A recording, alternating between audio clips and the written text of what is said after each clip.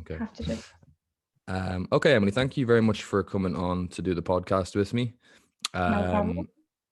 I was saying to you there that I know you pretty much exclusively from following you through Instagram, but you definitely put up like the best like female centric information that I've seen, because there can be a lot of say other types of like content being put up on Instagram. Yes. Um, we'll get into chatting about all that, but I suppose the first thing I wanted to ask you about was how you got started training in the gym yourself. Yeah. So I think a bit of a difference, well, I always found what was a little bit different about me was that I actually started in quite a bad position. Like I didn't start the gym from a healthy body weight per se. I Yeah. had always struggled with my weight since I was a child. Like honestly, it was a struggle since probably the age of 12, like around that age. Yeah. So I think I done a lot of weight cycling. So that was something that was an issue, as in I might drop a lot of weight and then gain it all back. And Right. this is from the age of sort of 14, 15. So kind of that very young age where you shouldn't even be thinking about weight or Yeah. it should come into your mind. It should be just like you're having fun, you're playing sport. But I suppose I never played sport, so maybe that contributed a little bit to it. I just wasn't comfortable playing sport. So that was kind of the difference I found when I did do a lot of weight cycling through sort of, I found bad information basically. Like I took information from God knows where and was doing things like juicing when I was 15. Oh And God. yeah, I know. It's when I think back, I never think of how bad it actually was. But yeah, Yeah. I'd be doing things like juicing at 15 and then I would lose a lot of weight and then obviously not have a clue. Like I didn't have a clue about calories. I didn't know what healthy food was at this stage. Yeah. So then it got to a point where I did get into such bad habits that it made me sort of realize, okay, oh God, this is bad. You know, I had a poor relationship with food and I was only 16 and it wasn't good. So I think at that stage I decided, okay, I'm going to give it up. I'm going to give up all this crap. And I did gain a lot of weight because I'd given up the weight cycling. So I was just Yeah. consuming too many calories and I did gain a lot of weight. And I think at that point it was becoming noticeable to my family that, okay, like this isn't right. And he's going up and down and up and down. Like, so my dad actually signed me up for a gym class boot camp type thing. It was Nice 6 one. a.m.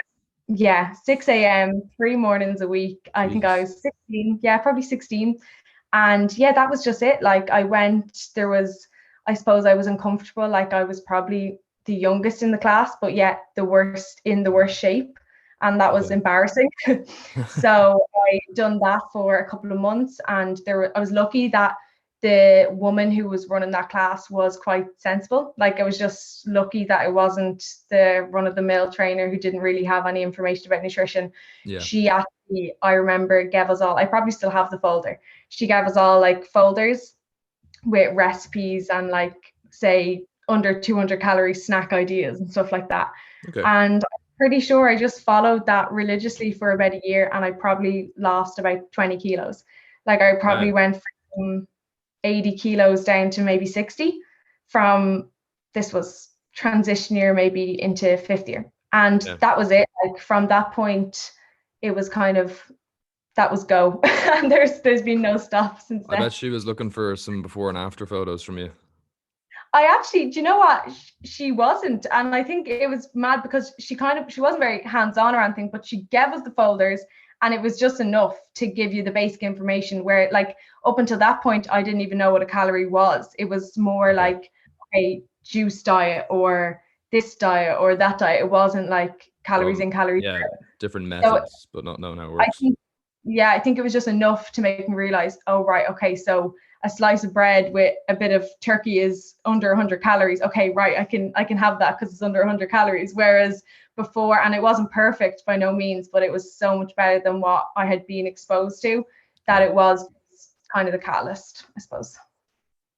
Okay. And then So are you still doing the same type of training that you would have started off with then, or it looks like it's more kind of weights focused now? Yeah, so it was your typical gym class. It was a mix between kind of weights and cardio mixed in together. Yeah. And I did at one point after that class ended hire a personal trainer, and he probably taught me more about just the more weight sides of things. So I kind of was gradually getting more and more exposed to the weight room as opposed to just the gym classes. And it was a lot of years going into that room by myself and sort of testing things out and following kind of randomish programs, getting programs Yeah. from gym instructors. And it was a lot of years of doing that. But I suppose you do just build and build and build. And, about college, sixth year, that type of time, I did kind of have a good idea of what I was doing. Now, looking back, I think, okay, maybe I didn't know what I was doing, but again, it was just gradual Yeah. improvements, small improvements up until the point where now I solely just focus really on weight training and just do cardio for health purposes, not really as a form of enjoyment. I'd be right with you there. Yeah, Um, just have to tick the box. yeah. And so I'm guessing then that kind of experience of the big change that you had in your body and your confidence, was that one of the main things that made you want to become a personal trainer? Yeah, I would say so. I think before that point, I had no idea what I wanted to do. And I think I did feel a bit outside and not at ease in terms of in school and in outside activities and stuff because everyone had a sport. And like this is if I'm when I'm still in sixth year, I suppose, like everyone had a sport, whether it be Gaelic or everyone was doing something. Yeah. And I wasn't. So I suppose when I found the gym, I sort of realized, okay, actually, this can be your sport. You can actually do this as your thing. Yeah. And I think once I sort of made that association, I was kind of like, okay, this is my thing now. And I just made it my thing. I was like, okay, I'm going to go and do this in college now because I want this to be my thing. Yeah. I was the exact same. I had no interest in sports growing up, and Mm, as far as I was concerned, was terrible at all of them because anything that yeah, involved the ball, I just would hit it the opposite direction or miss it altogether. yeah, And so I was really lucky that I got exposed to it in school. We had a gym there and a really good coach who showed us what to do. yeah, Um, that was, yeah. Um, okay, that's yeah, really interesting. Because that's very similar to like the experience that I had with it. Um, and so you decided you were going to be a personal trainer, and then you said you went to college. You're doing a degree at the moment, are you? yeah, I'm going into final year. So I didn't actually think about personal training until I was already in college. I just decided in sixth year that I was going to do sports science and health. So Yeah. I decided to do that first. And then as soon as I got in there, I was working like in a cafe kind of thing. And as soon as I got into the degree and realized how much I actually liked learning about this stuff, like I realized that I could spend literally hours and hours a day not even noticing the time pass doing research or reading stuff or even studying. Like people in college thought I was crazy because everyone's kind of complaining like, oh god, we have to study this and that, and I was like, it's grand. Like Yeah. it's easy, it's fun type thing. So I think when I realized that during college, I was like, okay, actually, yeah, I should probably go and get a personal training qualification so I can do this as a job Mhm. because I can notice the time literally not pass doing this stuff. So I knew that it'd be something that I'd like doing. Yeah. I'm the exact same. Yeah. So one of the main things I wanted to chat to you about was some of the myths and the misconceptions around strength training for women.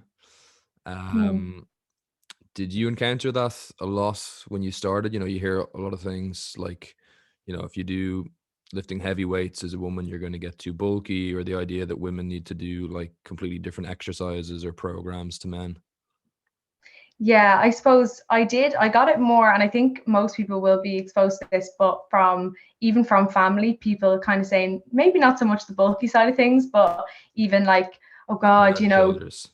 yeah, don't lift too heavy because you're back, or Oh yeah, yeah, even certain physios and stuff might say, I remember I went to physio in sixth year because my lower back was sore, and I was doing squats and stuff, and he was saying, how much weight would you be squatting? And at that point, I'd be squatting 40 kilos. And he was kind of taken aback. Oh my God, you're squatting 40 kilos, maybe that's too much type thing. So Yeah. a little bit of that fear.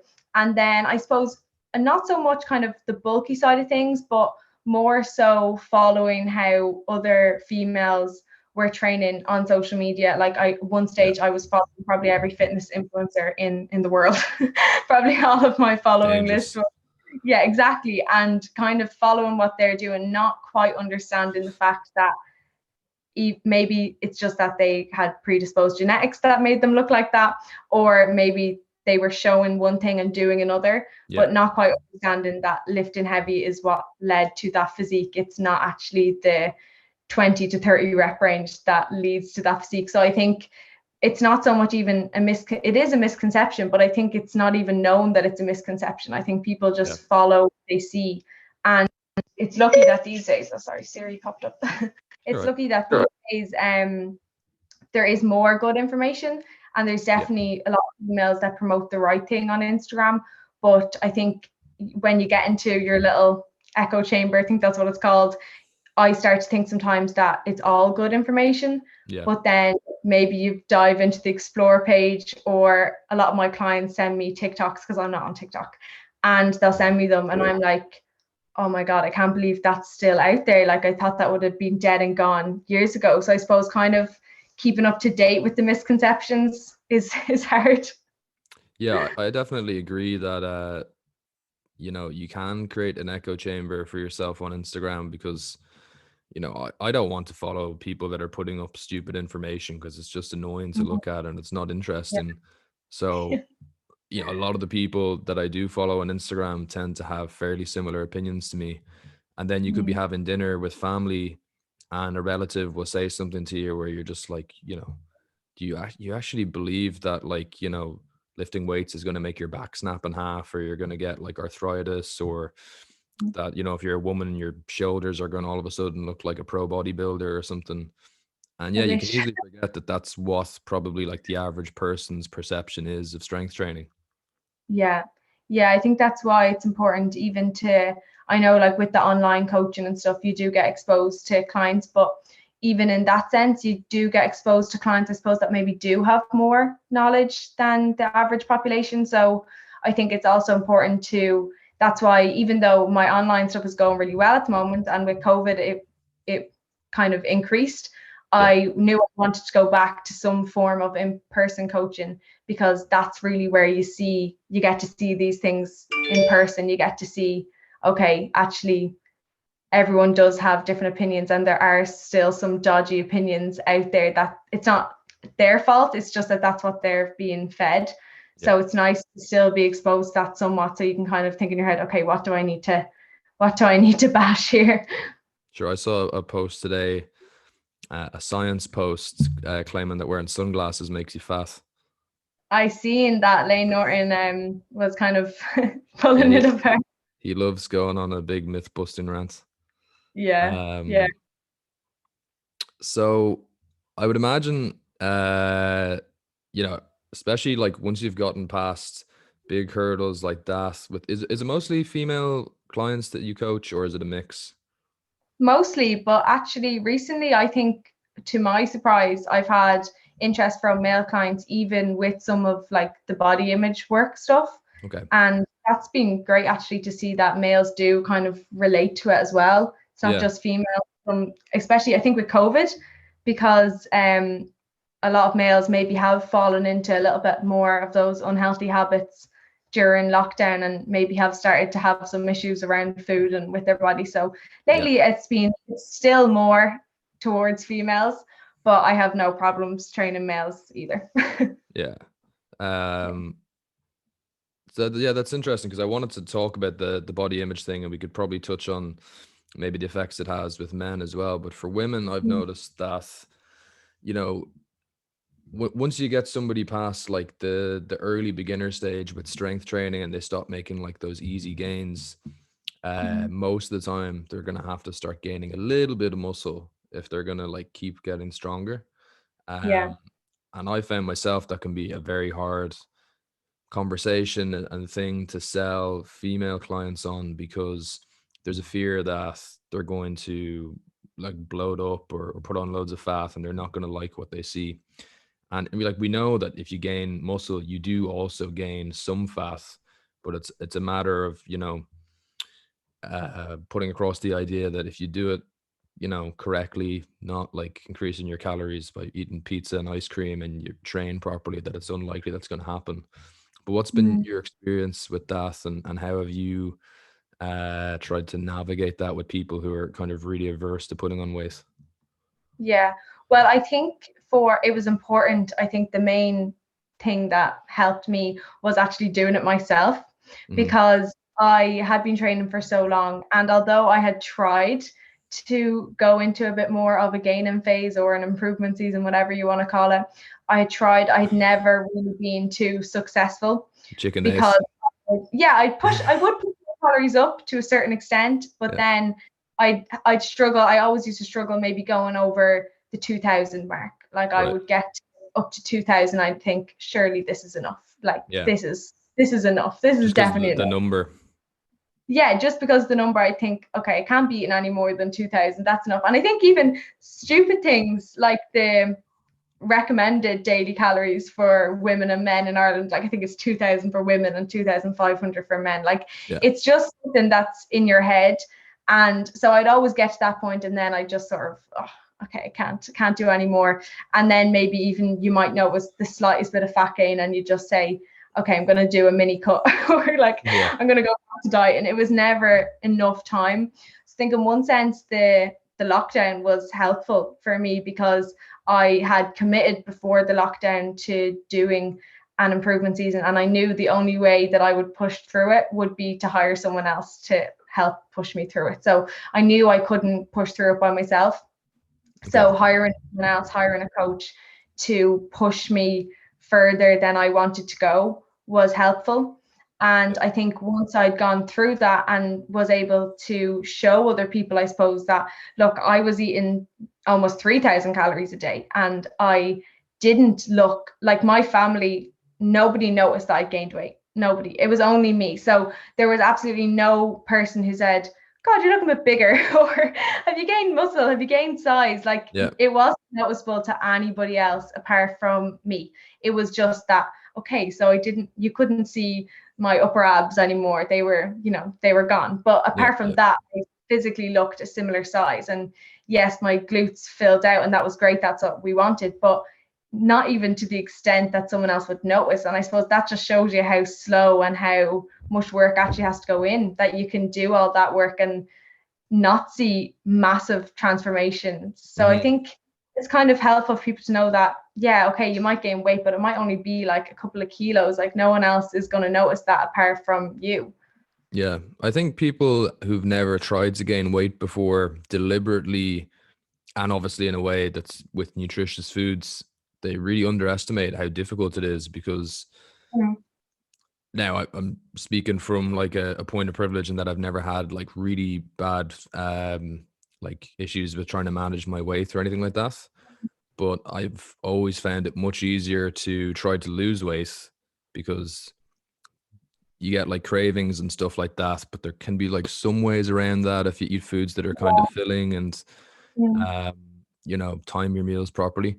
But when you're trying to gain weight, like there's probably going to be at least one meal in the day where you have to like force feed yourself past the point of what's actually nice a little bit.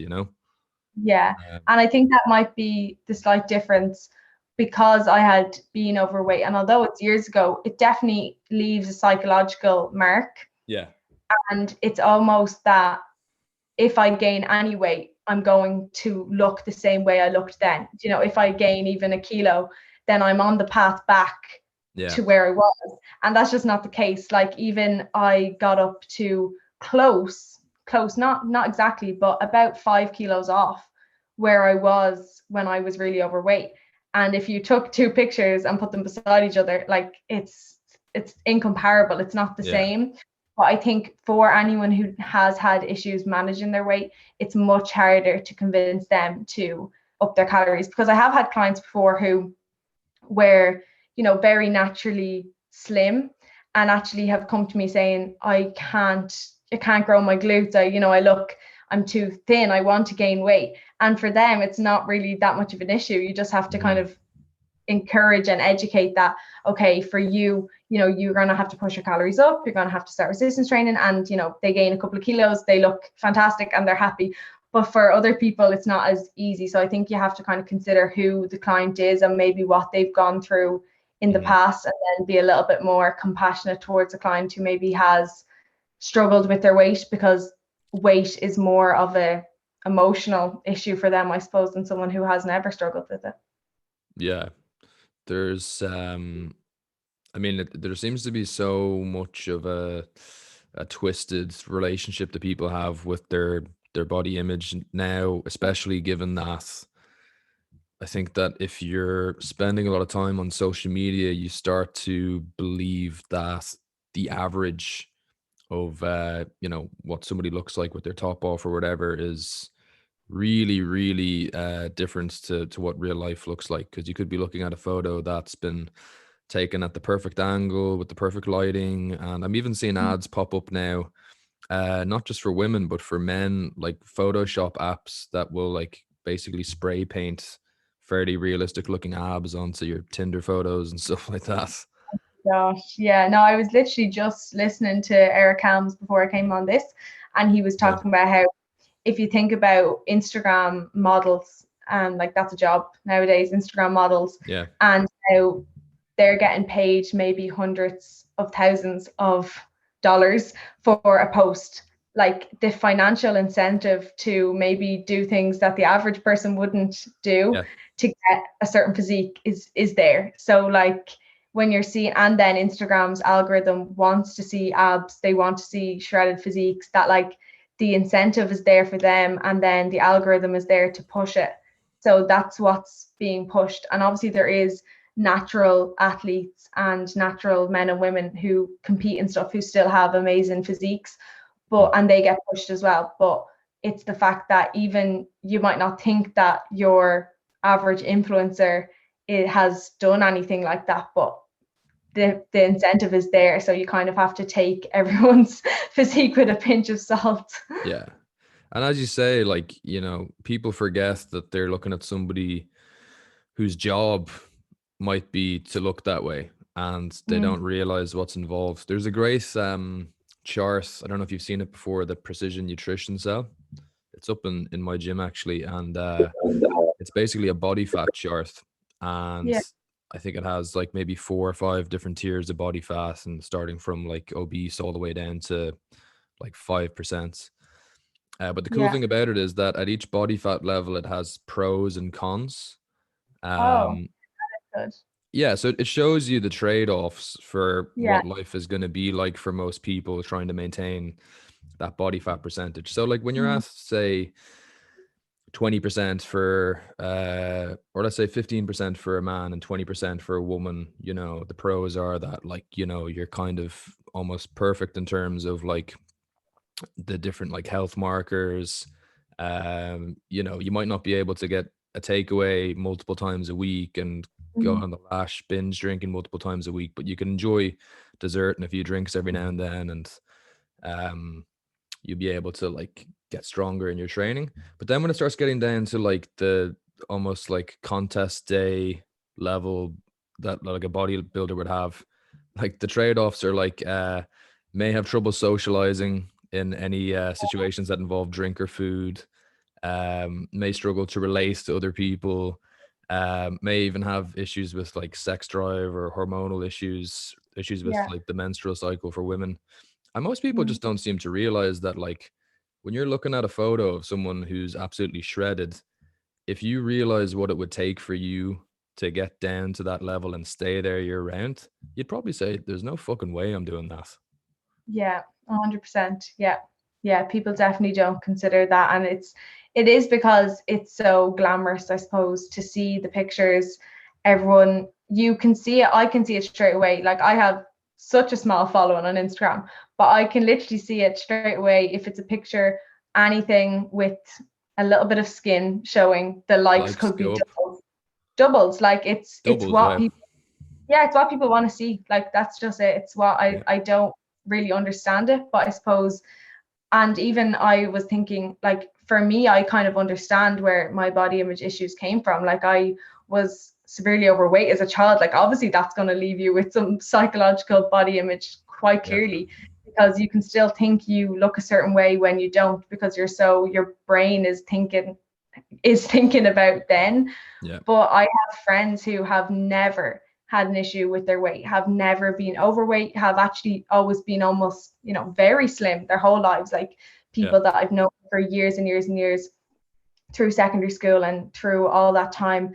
And they have body image issues because, in comparison to their favorite fitness influencer, maybe their body isn't so naturally slim, but it is. But it's just in that comparison, Yeah. it's like, how can these people have body image issues when their body to anyone else might be completely something that somebody else would want. But I suppose that's just the problem with Instagram. Yeah. I probably have it Kind of. to a certain extent as well, because sometimes people will say to me, like, oh, you're looking really big and stuff like that. And I'm comparing myself to people who are like winning powerlifting competitions. And I'm like, Mhm. no, I look pretty normal. But, Yeah, like you forget that to the average person, having like, even just like a kilo or two extra of muscle and visible abs is kind of like you're doing pretty well. yeah, and even with males, like I know we said we might talk about that. Mm, It's the fact that bodybuilding has become so normal that yeah. males who are into that kind of bodybuilding side of things have, they have issues now too with thinking I'm not big enough when they are. But it's just the fact that it's so normal to look at the top people, and it's so accessible as well. I think that's one of the other things, that if you were looking at someone back in the day like Ronnie Coleman or whatever, you can't go onto his Instagram and message him or he doesn't have an education platform where he does a Zoom meeting every week. It's just on a different level. But Yeah. now you have the top guys who are doing meetups, like they're winning bodybuilding competitions, they might be top of the world in bodybuilding, but like if you really want to, you could probably meet that person, or you could message them, or you could ask them a question on Instagram. And it's becoming a lot more like, kind of people thinking, oh well, I could do that because I have access Yeah. to all of this person's training. And I have, like, even with women and fitness influencers and stuff and celebrities, they have started, like I see a lot of celebrities who naturally have amazing bodies, like just they've never had a problem with their weight, they Mm. naturally have amazing bodies, and then they go into resistance training, and it's like, wow, okay, you've had such a big transformation because you've already come from such a great starting point. Yeah. And then they start sharing what they've been doing, and your average person thinks, well, like if she can do that from doing that workout program, then I can do that. But they don't realize the differences in between from A to B. Hmm. So I think that as well has kind of caused problems. Yeah, I think people don't really have a grasp of just like how much of an effect your genetics has on the results that you're going to get in the gym. Yeah. Like I don't really believe in like this whole idea of non-responders before, or Mm. non-responders. Like I'm sure there are some people out there. I've had some people who, you know, I had to start doing deadlifts with like a 6 kilo kettlebell, and their Mm. legs were immediately sore. And Yeah. it might have taken, weeks or months for them to get up to being able to lift like a 20 kilo kettlebell. And that is Yeah. slow compared to I've had guys come into the gym and on their very first day deadlifting were able to do like 150 kilos.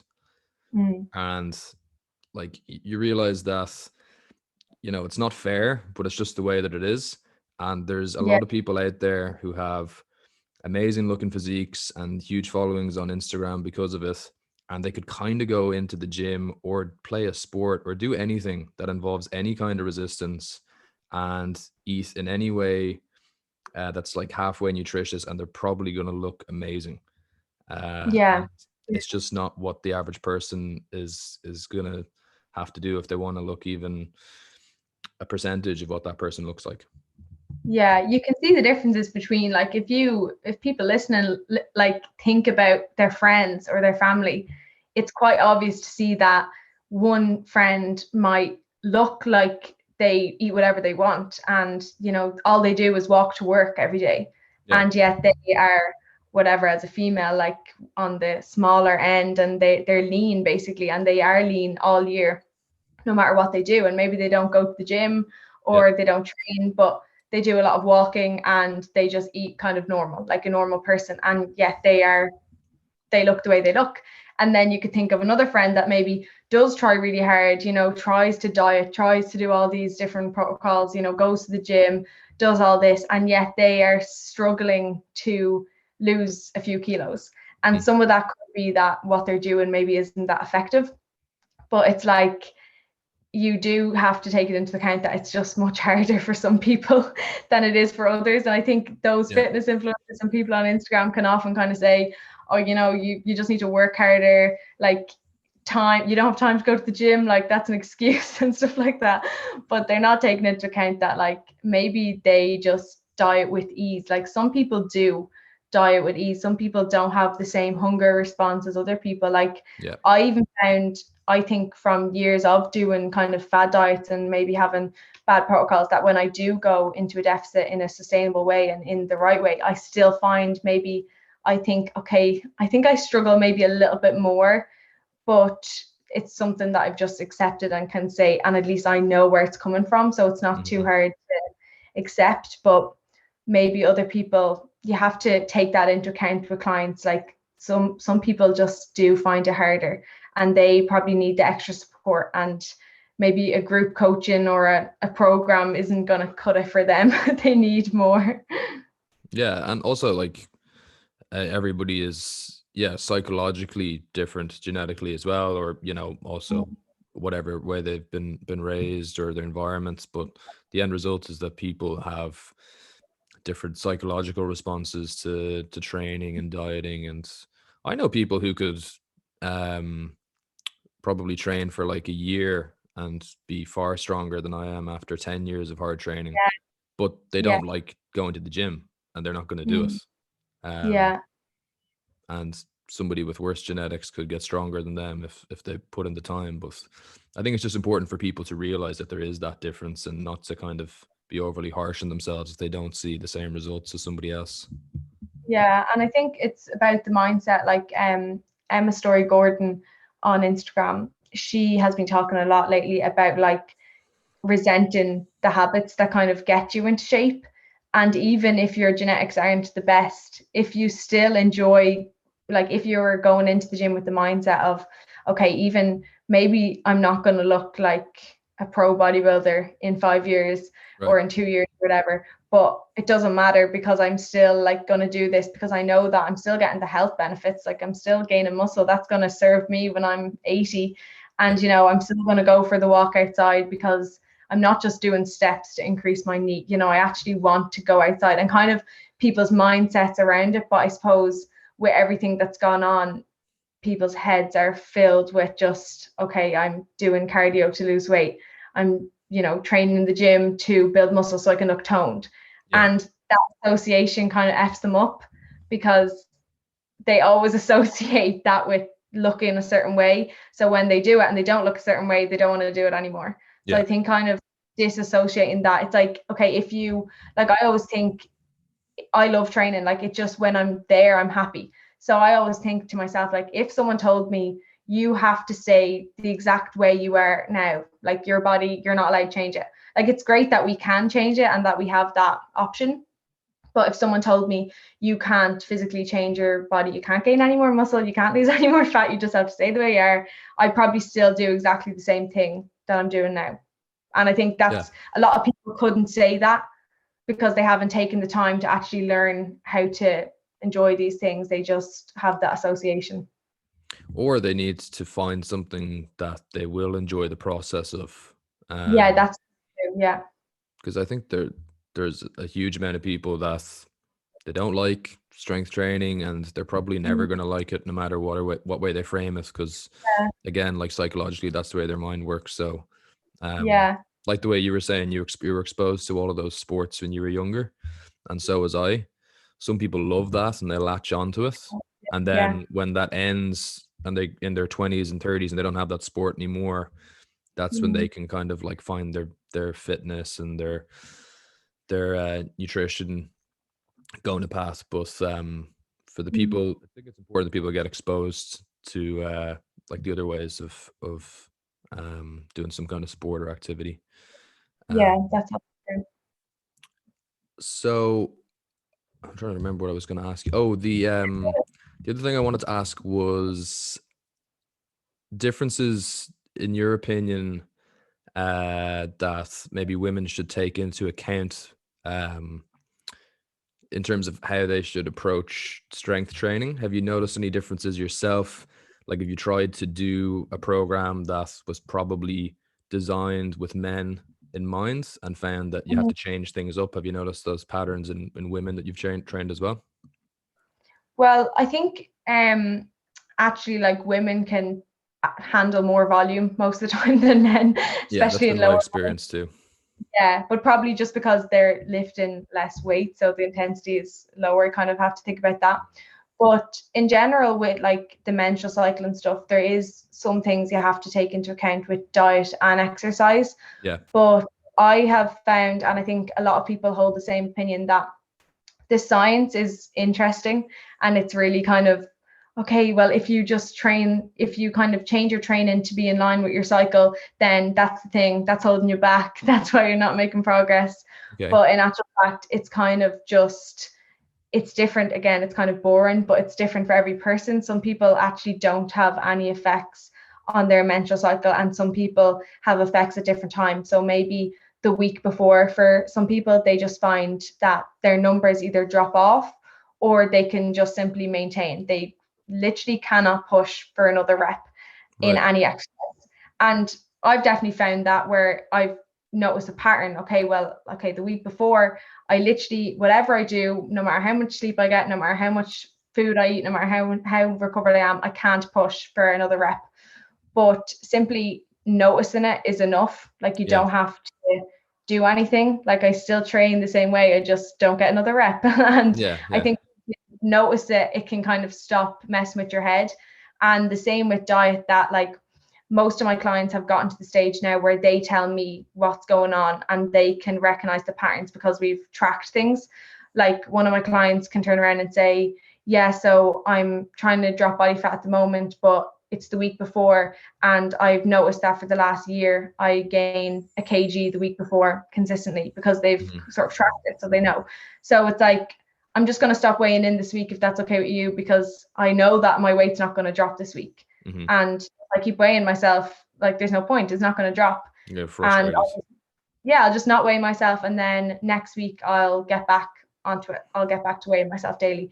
And it's like, okay, perfect. It hasn't messed you up. Whereas the problem with most people and their menstrual cycle is they just don't have any idea Yeah, what's going on. And you wouldn't, like, if you didn't know, if you didn't track your weight for consistently whatever length of your cycle, 4 weeks or 5 weeks or 6 weeks, you wouldn't be able to see the trends. Like you have to do it for a couple of months even to get to know the trends. And nowadays you can get apps and stuff to tell you where you are, where exactly you are, and what exactly that might mean for you. yeah, But it's kind of good to, like, I never had any apps or anything. I simply tried to get to know it myself, and then kind of went, okay, I'm going to see now where exactly I am, and kind of just to reinforce. But it's important to just track things and then figure out for yourself what happens, because the science can sometimes be not wrong, but the science can often be conflicting with what actually happens, mhm, because the science says that, you know, during your follicular phase, you should be really strong. But then you see that, okay, well, if someone's on, they're not gonna feel like pushing out a crazy hard session because they just feel like shit, like, and they might yeah, have cramps. So like, okay, this is a bit conflicting here. So it's kind of just getting to know. And then I have seen people sort of be very taking it into consideration and stuff. But then if someone is on contraceptive or something, then it's kind of completely not applicable to them because most of the studies are done on women who aren't on. So yeah, then you have to you just have to turn around and say, look, I don't know what's going to happen for you because you're on contraceptive, so I can't look and see what's going to happen for you. So you're going to have to just do what everyone else does, and that's go off and track where you are. Yeah. And I suppose having literally a logbook is good enough for that. Like if you have a logbook in the gym, you can clearly see, okay, every 4 weeks there's a week where I'm just really fatigued. And then you can maybe say, right, well, maybe on that week I might just take it a little bit easy and I won't aim for progress that week. I'll just aim to maintain, or I'll do 2 sets instead of 3. And I think I find that normally that's enough. Like I don't find that going into more detail with people has given any greater results than that.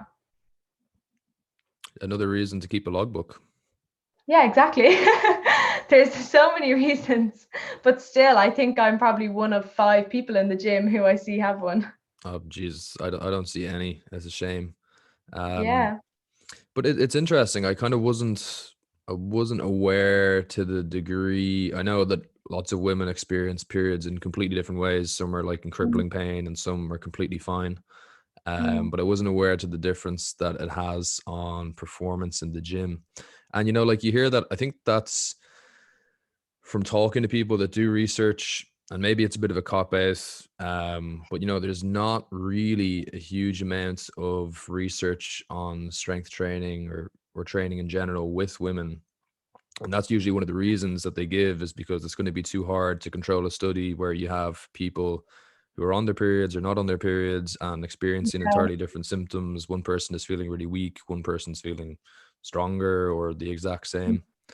Or maybe it's just a little bit of a cop out and they don't want to put in the time to. Yeah, I think it's kind of like if you know too much about it, it can kind of be a self-fulfilling prophecy. Like if you Like a know, placebo or nocebo.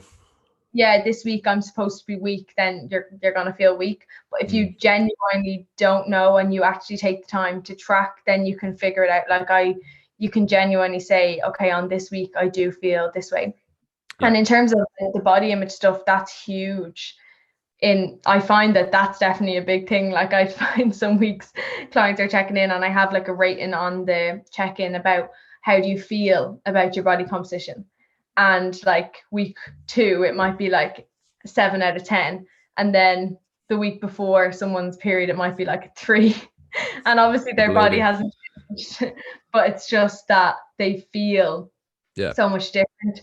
So I think knowing that is probably more important than knowing about the training stuff, because you can actually say, right, okay, I know that today I'm in the gym and I kind of feel like I don't look that great, but actually when I take a step back, I can tell that it's just that time and it's not really objectively, I don't look any different. So I can just kind of do what I need to do to make myself feel comfortable here. And then I know that it will pass in a week. And that can be quite reassuring for people who do take, because I think people, especially males sometimes, no offense, can kind of think like it's like, oh, you just feel different. You don't actually look different. You just feel different. But they don't take it into account that like that feeling is still real.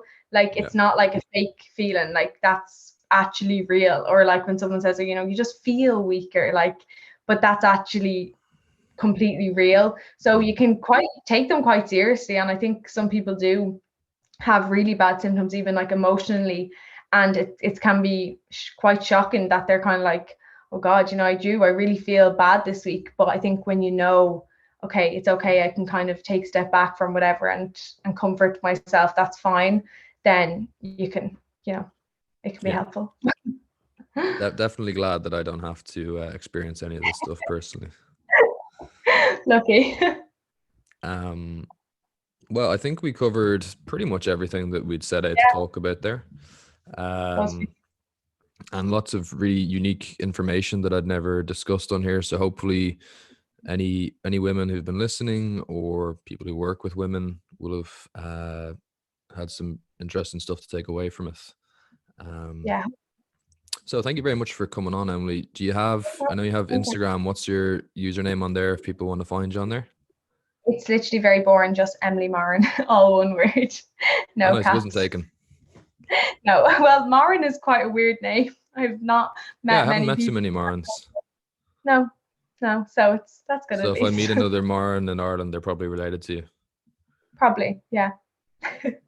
Cool. And that's the main place people should go to for following you. Yeah. That's as much social media as I can handle. And oh yeah, I totally agree. I wouldn't be doing TikTok or anything like that. No, that's enough. And if they want to work with you, you do in person and online. Yeah, so mainly online at the moment, but I do an in-person coaching in group PT in Charlestown. So the online coaching would be one-to-one if you want to work one-to-one, and the link is in my bio, so you can literally just apply to there or just send me a message. Most people do like to kind of have a bit of back and forth before they send in a form, so Yeah, that can be used too. understandable. All right. Yeah. Well, thanks a million for doing this today, and Perfect. we might do it again sometime. Yeah, hopefully so. All right. Thanks for that. No problem. Talk to you next time. Bye. Bye bye.